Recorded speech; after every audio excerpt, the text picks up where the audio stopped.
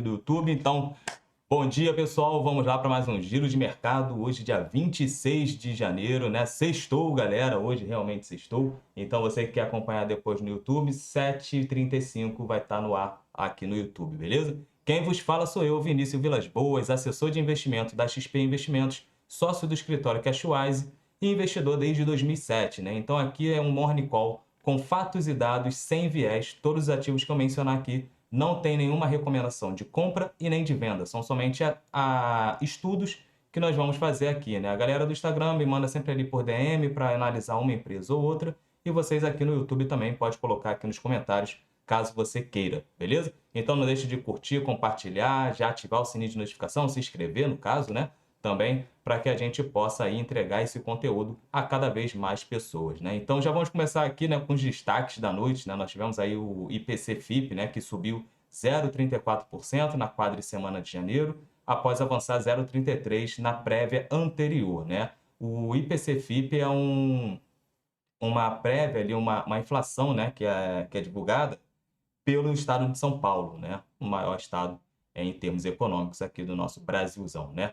Alemanha, o índice de confiança do consumidor para fevereiro aponta forte deterioração, né? Então nós já tivemos dados da Alemanha ontem que não vieram tão bons assim, então até mesmo as bolsas na Europa ficaram mistas, porque a Alemanha é a principal economia da zona do euro, e nós tivemos também agora Estados Unidos e Iraque, né? Começam algumas reuniões para cooperação militar para derrotar o Estado Islâmico, né? Então essas tensões ali no Oriente Médio também acabam afetando bastante a questão do mercado como um todo, né? Então isso acaba afetando o mercado de petróleo, né? Então uma escalada nas tensões de guerra, isso pode trazer uma demanda para commodities muito maior, e fora que ali no Mar Vermelho a gente tem a questão de um dos principais canais de escoamento de commodities do mundo, né? Então isso pode afetar aí, gerar inflação. E se a inflação subir, bancos centrais não baixariam tanto assim a taxa de juros, e o que faria os ativos de renda variável, né, os ativos de risco, cederem, beleza? Bom, vamos já passar aqui como é que nós estamos na leitura geral do mercado. Nós tivemos aí Ásia e Oceania fechando sem uma direção única, né? Nós tivemos lá na China, porque todo mundo estava impactado, né? Impactado não, desculpa, mas na expectativa de novos estímulos chineses. Então, nós tivemos primeiro as autoridades chinesas entrando com um valor para compra de ações, mercado de ações, certo? Então, no mercado financeiro entrou bastante dinheiro, vai entrar bastante dinheiro, né? Então a gente teve aí uma alta, um breve rally, vamos botar assim, nos mercados asiáticos, ainda mais ali na China, beleza? Logo em seguida nós tivemos o PBOC, que seria o nosso banco central aqui, né? Que é o Banco Popular Chinês, que ele mencionou que iria cortar a taxa do compulsório. O que é essa taxa do compulsório? A taxa do compulsório, olhando o banco, todos os depósitos que entram no banco, né? Aqui você vai depositar no Itaú, Bradesco, Santander, enfim, você vai fazer esse depósito mediante a taxa. Vou arredondar aí, digamos que a taxa seja 10%. Se entrou R$ 1 milhão em depósito, 10% segue para o Banco Central, ou seja, o banco não pode utilizar esse valor, né, 100% do valor, para empréstimos para a carteira de crédito, entendeu? Então, quando o banco corta o compulsório, sobra mais dinheiro para o banco injetar na carteira de crédito e assim botar mais dinheiro na economia. Então, isso foi feito lá na China, né? E isso vai favorecer porque tende a injetar mais dinheiro na economia, que a galera busca, beleza? Mas com as questões que tiveram ontem da Tesla, né? A Tesla acabou cedendo bastante ali, caindo aí 12% lá em Nova York, né? Devido ao resultado que saiu, viu que os carros elétricos não estavam indo tão bem. Isso acabou afetando também as ações da BYD, né? Que é uma famosa montadora que também está com os carros aqui, né? Inundou o Brasil com seus carros elétricos também. Então acabou cedendo ali. Então isso trouxe algumas ações, né? Alguns índices aqui para baixo, né? Lá para baixo, no caso. Né? Nós temos aqui também as bolsas europeias, que estão ali mistas, né, sem uma direção única. Mas beleza, mas abriram majoritariamente no campo positivo, né? Mas agora a gente já vê ali algumas realizações, né? Na Alemanha, depois da pesquisa da confiança do consumidor, a Suécia também ali caindo, mas a maioria está no cenário positivo, né? Então, muita gente está ainda olhando para os dados norte-americanos. Hoje sai a leitura da pesquisa do PCE, né? Então, a gente já vê aí as bolsas norte-americanas cedendo, né? Tendenciando uma abertura negativa, a galera cautelosa ainda, né? Então, nós tivemos a leitura do PIB ontem. Ontem tivemos a leitura do PIB. O PIB veio acima do esperado, 3,3%. Isso é positivo, mostra que a economia norte-americana continua sólida, mas o mercado de trabalho deu uma cedida, né? O mercado de trabalho deu uma cedida. Saiu ali a questão do núcleo do índice PCE, que veio trazendo uma desaceleração ali de 2%. Isso é positivo porque o Banco Central norte-americano olha muito para isso. Mas hoje sai a pesquisa, né, do PCE, que é o principal dado, e vamos entender o que vai trazer ali para a gente, beleza? Bom, dito isto, vamos olhar aqui como é que está o petróleo, né? Commodity aqui, Brent. O Brent está trabalhando aí na casa já do 81 e 36 dólares. A gente já estávamos com o Brent algumas semanas atrás a 78 dólares. A gente já tem um Brent subindo forte. Ontem nossa Petrobras subiu bem pra caramba. A gente já vai botar a Petro hoje no gráfico aqui para vocês. E nós tivemos o WTI aí também trabalhando já acima dos 75 dólares, né? Então, petróleo para cima. Índice DX, né, que é o índice dólar frente a uma cesta, né, uma série de moedas aqui, o euro, o ien, libra, dólar canadense, coroa sueca, está trabalhando aí com 0,10% de queda, ou seja, está neutro, sem direcional. O direcional do dólar, ele encontra ali quando já está acima de 0,3%, 0,25%, né, tanto para cima quanto para baixo, a gente já vê um direcional. Mas tem que tomar muito cuidado porque o euro pesa bastante, né, na casa de 60% ali da cesta do DX é euro, tá? Então, o que acontece na economia europeia impacta também no índice dólar, beleza? Olhando os treasuries americanos, os rendimentos estão caindo, os preços estão subindo, e isso abre espaço para uma positividade na renda variável, tá? Abre espaço. Tende a vir uma positividade, a gente terminar aí o dia positivo, né, no mundo. Mas aqui no nosso Brasilzão, ontem nós tivemos uma leve alta devido a um impacto justamente da nossa querida Vale, que a gente já vai falar aqui rapidamente, né? Ibovão da Massa. Nosso Ibovão da Massa aí subiu 0,28%, fechando ali nos 128.162 pontos, né? Isso foi bem positivo, beleza, mas o Ibovão tinha possibilidades de subir um pouco mais, né? Mas nós tivemos aí a nossa querida Vale, vou botar aqui o portfólio do Ibovão da Massa, né, para vocês entenderem. Vale ontem chegou a subir bem, né? Depois ali indo naquele galope, ontem não, na quarta-feira, indo galopando ali no vácuo da questão da China, né, dos estímulos chineses. Beleza. Minério de ferro ganhou um pouco mais de força, as metálicos começaram a subir. Só que Vale, depois que o governo faz a pressão de troca de comando na presidência da Vale, né, saiu o atual presidente e entrar Guido Mantega, isso não caiu muito bem para os investidores, tá? Então os investidores começaram a bater, Vale recuou bastante, fechando aí com 1%. Ontem nós tivemos um outro fator. Temos o fator da governança, que pesa também em Vale, e tivemos um outro fator em relação a questão de Brumadinho, né? Então ali Vale, BHP, Samarco, né? Eles que são sócios nessa exploração ali, eram sócios nessa exploração ali em Brumadinho, foram condenados a pagar, né?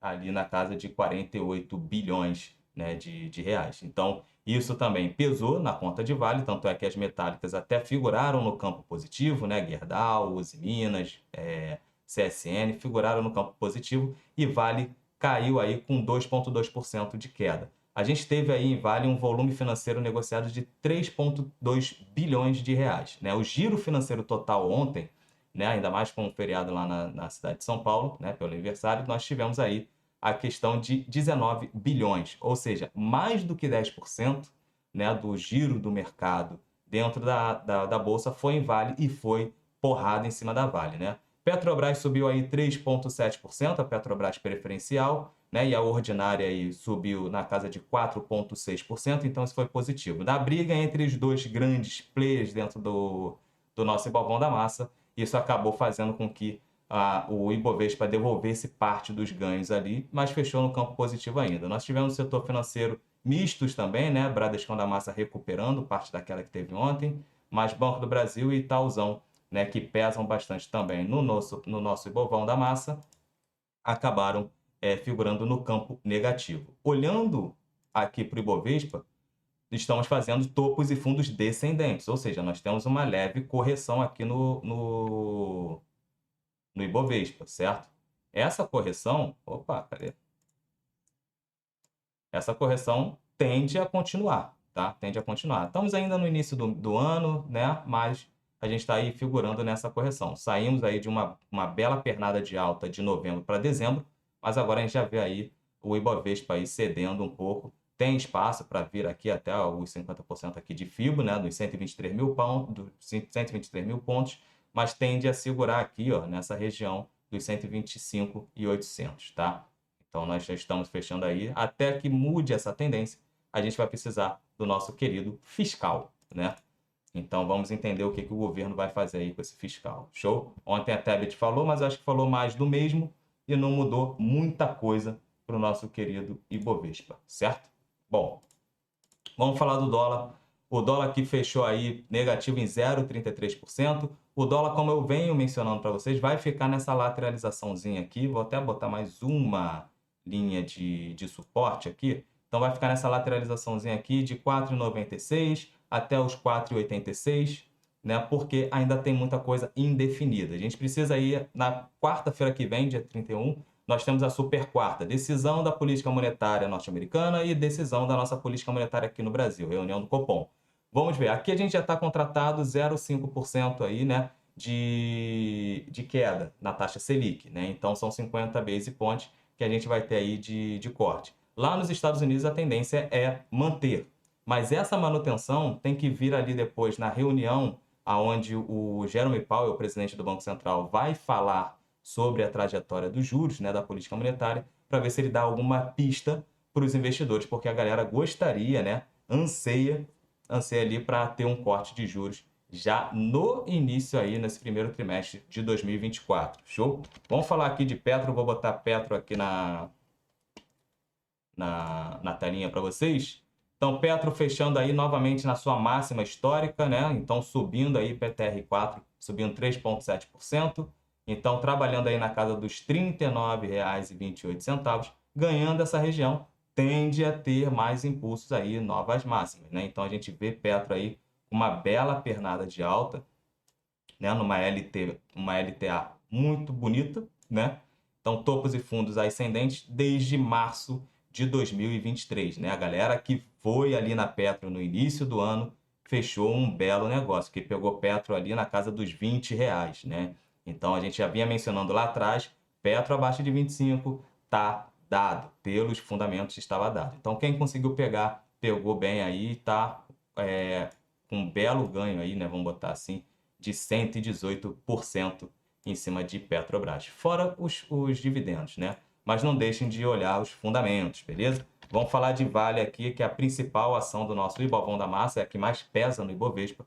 Vale voltou para casa aí abaixo dos 70, né? Onde nós passamos praticamente o ano passado, quase todo, né? Então, a partir de abril, nós já tínhamos Vale abaixo dos 70 ali, né? E no finalzinho do ano a gente conseguiu pegar a Vale aí, né? Voltar para cima dos R$ 70. Agora a Vale volta para baixo dos 70, agora por parte de fundamentos, em termos de tanto de mercado, porque a China precisa voltar a consumir, né? Comprar cada vez mais minérios de ferro. Vale precisa desse setor imobiliário chinês indo para o campo mais positivo, né, com mais demanda, as casas, mais demanda sobre as casas, e essas construções vão depender, vão precisar ali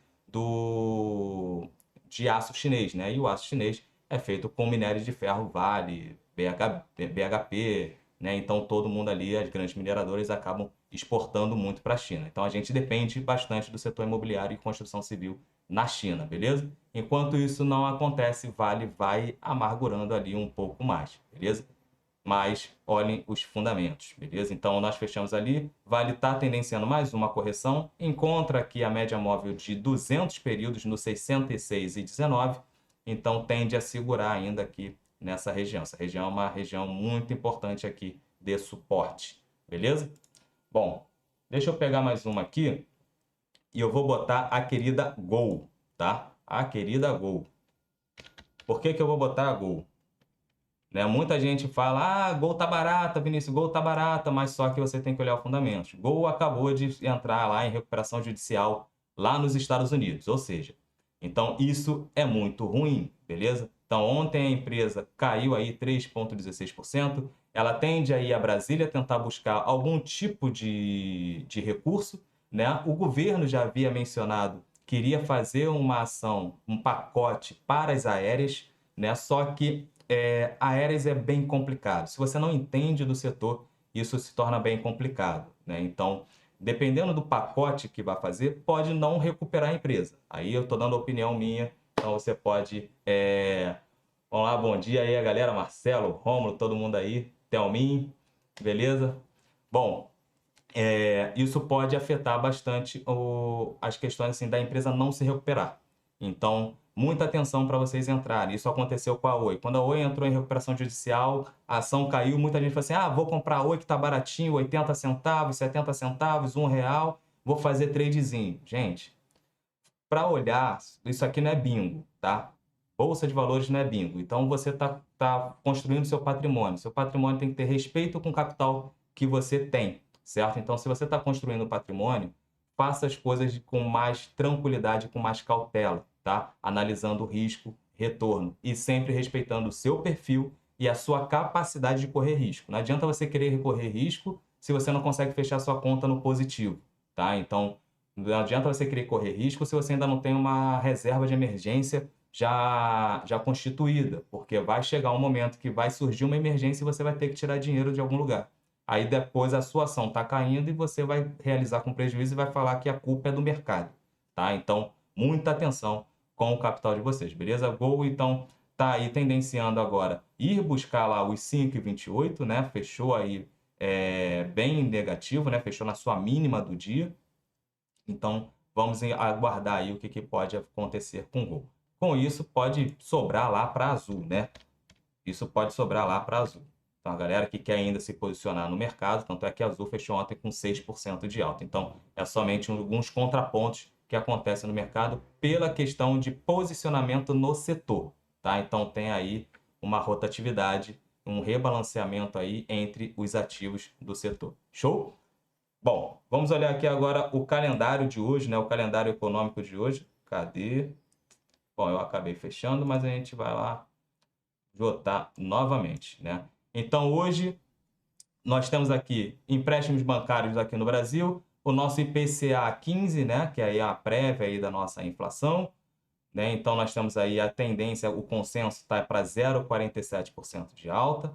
Vamos entender como é que vai ser a leitura, vai ser às 9 da manhã, né? Nós temos às 10h30 da manhã o índice de preço PCE mensal ali de dezembro, né? E o núcleo lá da inflação, mas aqui, ó, que a gente vai olhar, tá? Esses que são os dois principais dados, núcleo de índice de preço PCE e os gastos pessoais, tá? E a renda pessoal lá nos Estados Unidos. Então, a gente tem que entender como é que está a composição da renda e como tá os gastos, né, do consumidor norte-americano, beleza? Então, forte abraço, pessoal. Muita atenção com o capital de vocês. Um excelente final de semana. E mais tarde eu tô na Rádio Pop, 7h30 da noite, certo? Fazendo aí um giro econômico, onde a gente vai falar sobre algumas pautas que aconteceram no governo e como isso pode impactar na sua carteira de investimentos, beleza? Então, até segunda-feira com mais giros de mercado e até mais tarde, 7h30 da noite. Quem puder acompanhar, depois vou botar o link aqui no Instagram, para você também me acompanhar lá na Rádio Pop junto com a galera lá, beleza? Então, valeu!